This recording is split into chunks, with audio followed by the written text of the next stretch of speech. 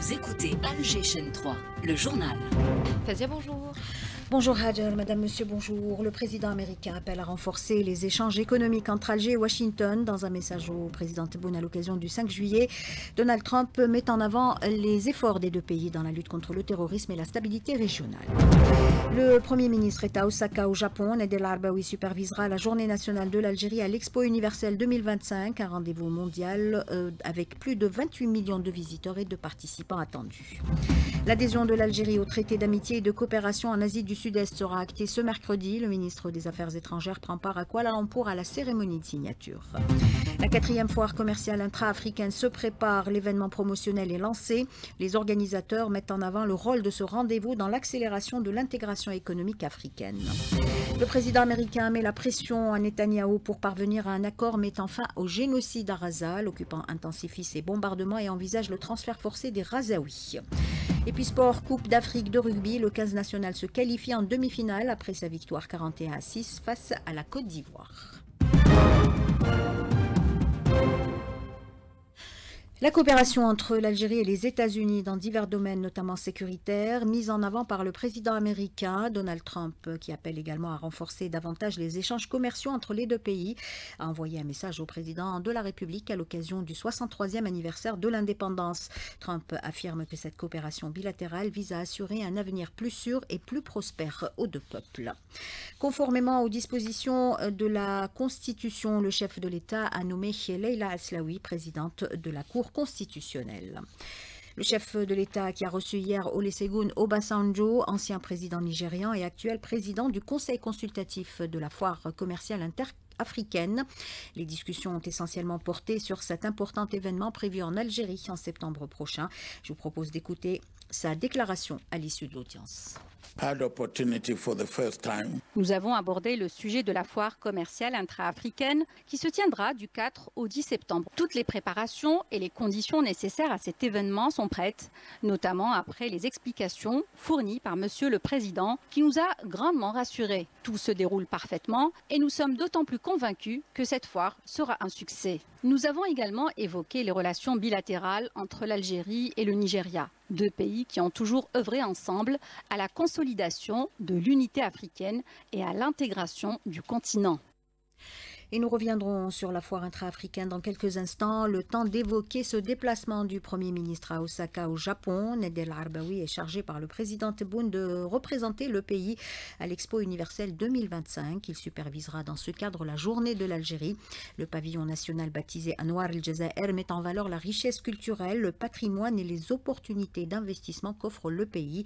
Plus de 28 millions de visiteurs sont attendus à cet événement. L'adhésion de l'Algérie au traité d'amitié et de coopération en Asie du Sud-Est sera actée aujourd'hui. La cérémonie officielle se déroulera à Kuala Lumpur, en Malaisie, en présence du chef de la diplomatie algérienne, Ahmed Attaf. Pour Arslan Chichaoui, expert en géopolitique et géoéconomie, l'adhésion de l'Algérie à ce traité dénote de l'efficacité de sa diplomatie proactive. Il le dit à Mayalkens.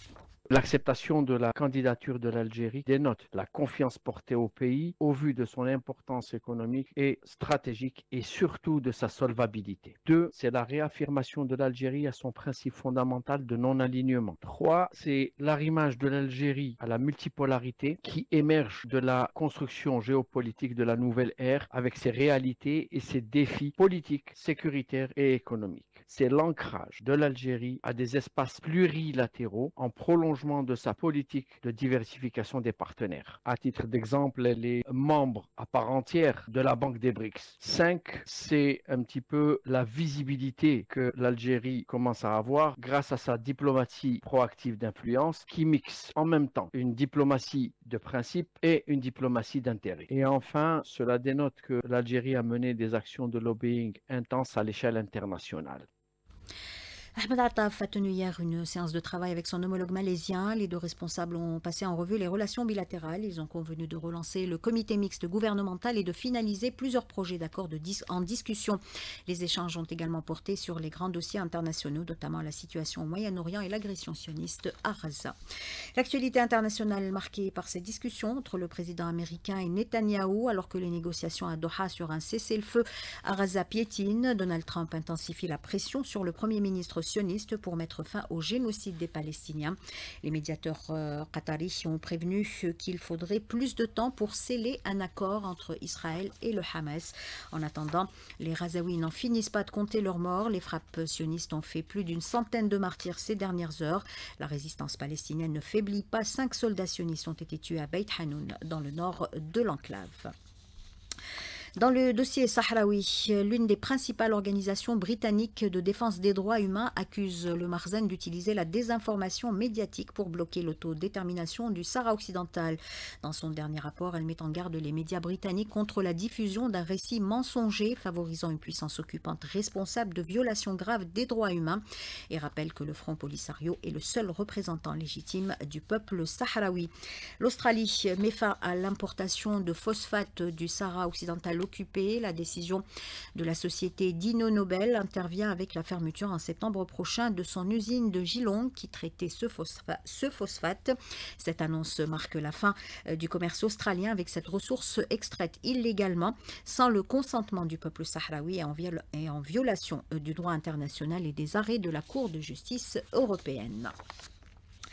Le bilan des inondations dévastatrices au Texas qui ont fait une centaine de morts pourrait considérablement augmenter. Au moins 161 personnes sont toujours portées disparues. Près de 5 jours après la crue subite qui a frappé le comté de Kerr en plein week-end prolongé, les espoirs de retrouver des survivants sont désormais infimes. Retour chez nous, je vous le disais tout à l'heure, la 4e foire commerciale intra-africaine prévue en septembre prochain à Alger se prépare. L'événement promotionnel de ce rendez-vous a été lancé hier en présence de plusieurs ministres algériens et hauts responsables africains. Au cœur des discussions, le renforcement des partenariats pour le développement économique de l'Afrique. L'Algérie, de par son leadership et son engagement, se positionne comme un acteur clé de cette dynamique continentale. Rim Boukadou. Travailler dans une action commune pour le développement du continent africain tout en s'appuyant sur le soutien de pays africains à fort potentiel comme l'Algérie constitue une nécessité pour instaurer une dynamique économique efficace et résiliente. Farabin Magashouba, premier conseiller chargé des affaires économiques à l'ambassade de Guinée. Il va falloir qu'on se donne les mains, qu'on développe nos potentialités, surtout que l'Algérie a un potentiel économique beaucoup plus élevé, un PIB qui est au-dessus même des autres pays africains. C'est intéressant que nous travaillions ensemble pour que nous puissions développer l'Afrique. De son côté, l'opérateur économique Morad Bouato estime que le développement de l'Afrique repose avant tout sur la mobilisation de mécanismes de financement adaptés. Il appelle à aller chercher les ressources nécessaires auprès des institutions financières régionales et internationales, rappelant que l'Algérie y contribue de manière significative.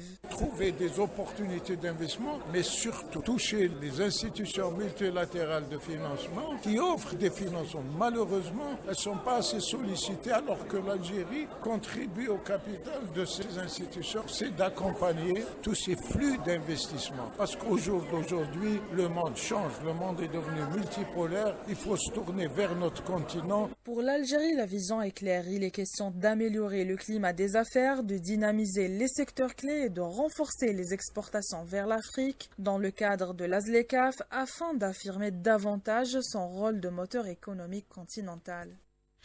Plusieurs projets de loi ont été adoptés par le Conseil de la Nation, dont celui relatif à l'organisation des activités minières. Le texte consacre la souveraineté nationale sur les ressources du pays et favorise l'investissement. On écoute à ce propos le président de la Chambre haute du Parlement, Azouz Nasri.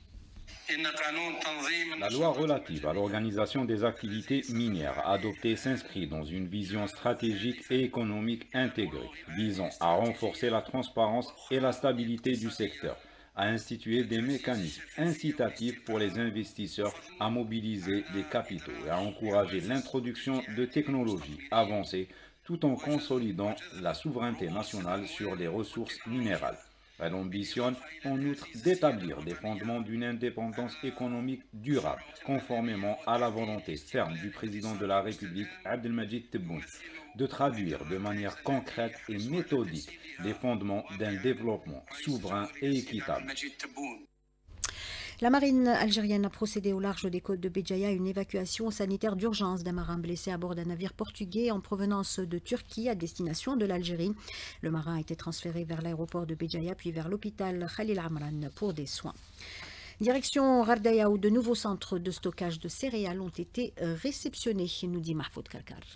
8 centres de stockage de proximité des céréales destinés pour promouvoir la filière des céréales. Sid Ahmed Mellahi, Diassa, Gherdaya. Sur les 8, on a pu réceptionner 5 fin juin, fini, clé en main. Et 3 sont en cours à 95%. Il y a les dernières retouches. On va les réceptionner dans quelques jours. On a pu stocker dans la commune de Mansoura les 2 centres de proximité. Ils sont pleins. C'est des centres pour la production de la wilaya et les wilayas voisinantes. Les 8 centres d'une capacité de chacune de 50 000 quintaux, à savoir les 8 400 000 quintaux. On est à l'abri. Espérons, ça va booster les agriculteurs à produire plus. Campagne moisson-battage clôturée et des ambitions pour une meilleure campagne l'année prochaine. On a fini la campagne moisson-battage. On a sur une superficie de 1951 hectares emblavés. Bon, il y a eu quelques superficies échaudées vu les problèmes de coupure d'électricité. Donc on a pu perdre malheureusement quelques hectares. Mais sur les 94 000 quintaux prévus, on a pu collecter plus de 86 500 quintaux. On espère l'année prochaine des superficies plus grandes. Des bénéficiaires s'apprêtent pour foncer leur forage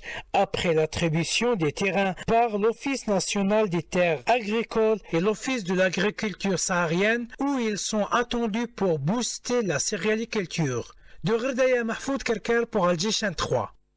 Les résultats du baccalauréat session 2025 seront connus le 20 juillet courant à partir de 10h. Les listes des lauréats seront affichées le même jour à la même heure au niveau de tous les établissements scolaires et seront disponibles également sur le site de l'ONEC. Ils seront également annoncés par SMS gratuit via les 3 opérateurs de téléphonie mobile en composant le code étoile 567 dièse. Le ministère de la Solidarité nationale invite pour sa part les parents d'élèves éligibles à la prime de scolarité de 5 000 dinars à déposer leur dossier avant le 15 de ce mois auprès des établissements où leurs enfants sont inscrits. Le formulaire de candidature est disponible en ligne. Nouveau pic de consommation électrique pour la deuxième journée consécutive, 19 660 MW enregistrés par la Sonelgaz qui rassure quant à la continuité de l'alimentation locale en électricité. Un projet algérien innovant décroche la 2e place au sommet mondial de la Société de l'information 2025 à Genève, initié par le Centre de recherche scientifique pour les régions arides. Ce projet utilise l'intelligence artificielle et les technologies géospatiales pour lutter contre l'épuisement des eaux souterraines en Algérie. On arrive au sport du rugby. Tout d'abord, la sélection nationale a arraché hier sa qualification en demi-finale de la Coupe d'Afrique des Nations après son succès en quart de finale face à la Côte d'Ivoire sur le score de 41-6. Les Verts affronteront la Namibie en demi-finale le 13 juillet courant à Kampala en Ouganda. Et puis en football, Rachid Oukali est le nouveau président du conseil d'administration du Shabab Riadi de Belouizdad. Il succède ainsi à Mehdi Rabhi qui a déposé sa démission au lendemain de la finale de la Coupe d'Algérie perdue face à l'USM Alger. 7h13 sur Alger Chaîne 3, c'est la fin de ce journal réalisé par Aïssa Abdelrahman. Ahmed était à la console technique, Nesrine à la régie d'antenne et Yassine au streaming vidéo. Tout de suite, vous retrouvez Hajar Messoudi pour une page météo complète.